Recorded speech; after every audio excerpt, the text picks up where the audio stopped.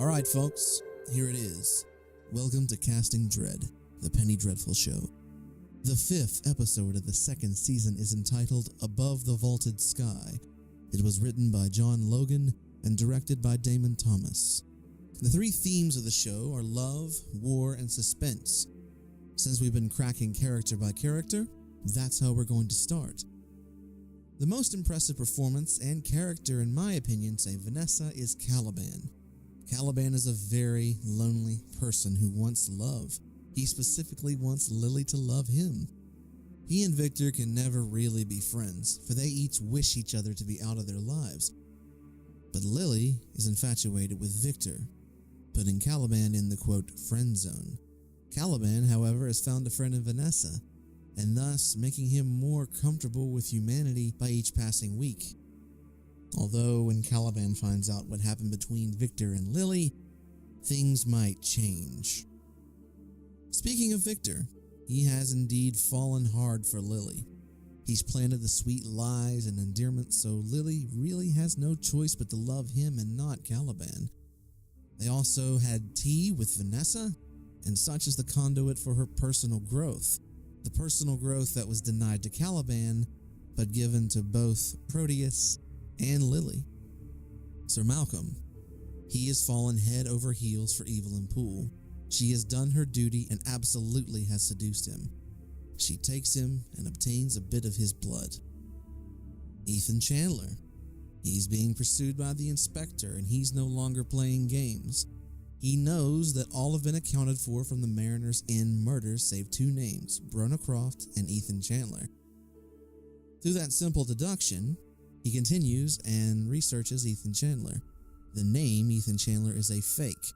Ethan is pursued on the streets and evades police capture. Also, Mr. Roper finds out where Ethan has been staying, independent from the police. Ethan, Mr. Lyle, Sembeni, and the rest are preparing for war. They have a solid metal door, and they're using every blessing and protection to prevent another home invasion, which you would think would be coming. Sir Malcolm's wife, made into a very realistic voodoo doll.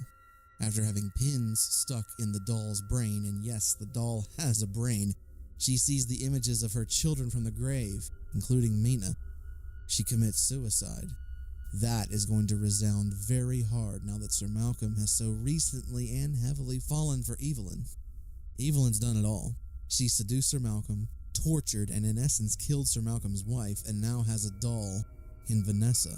Her coven is resourceful and seemingly has them all at her mercy. She holds all the cards. She is making Vanessa's life very, very difficult. Dorian Gray. I've been critical of him since the beginning, and this episode is no different. It seems beautiful on the surface, but let's attack this a little more. The relationship between he and the transgender Angelique is blossoming, and the statement of his character is accepting people as they are.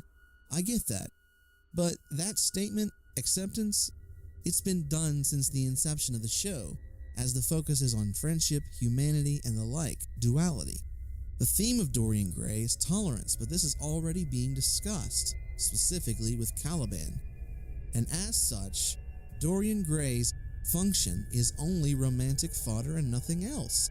It's a wasted character. He's apart from everyone else. Think about these connections. Vanessa is connected to Sir Malcolm, and Ethan is connected to Vanessa and Sir Malcolm. Sir Malcolm is connected to Sembeni.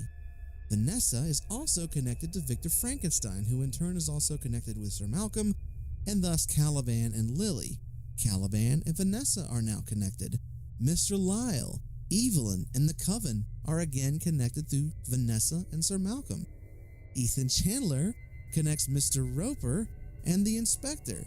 They are all connected and have multiple facets in these relationships except Dorian Gray.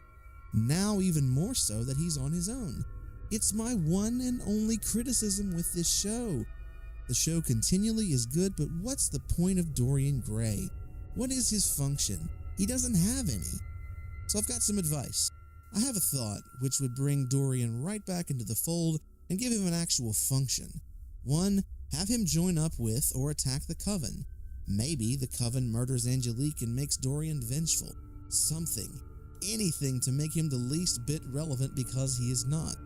It's beautiful storytelling, and it's a way to get people excited, and it's tragic and romantic, but he's just romantic fodder, and that's it.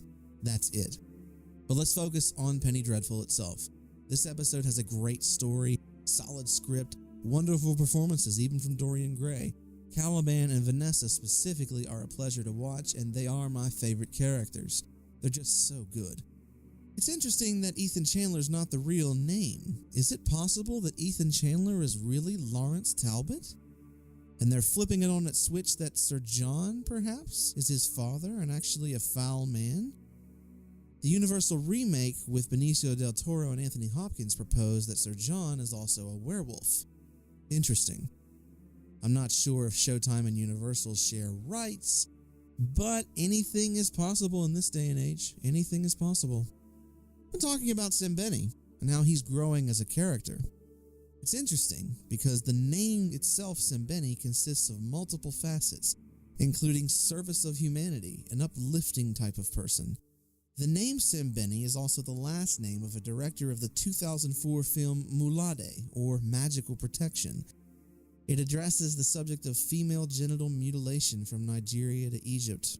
An awful thing, but the show itself is raw with Egyptian connection, so it's logical to assume that it's been done here. The episode is highly recommended, and next week's episode is Glorious Horrors, the 6th episode of Penny Dreadful, 10 p.m. on Showtime. So we're halfway through the 2nd season. I love it. Minus Dorian Gray, I think it's almost a flawless show. It has its weaknesses sometimes in pacing, but it's so beautiful, especially the stories of Caliban and Vanessa are entrancing. Evelyn Poole is a beast, a force to be reckoned with. So once again, folks, please be sure to consume this show any way you can. Next week's episode, Glorious Horrors, is 10 p.m. Sunday on Showtime. Check that out.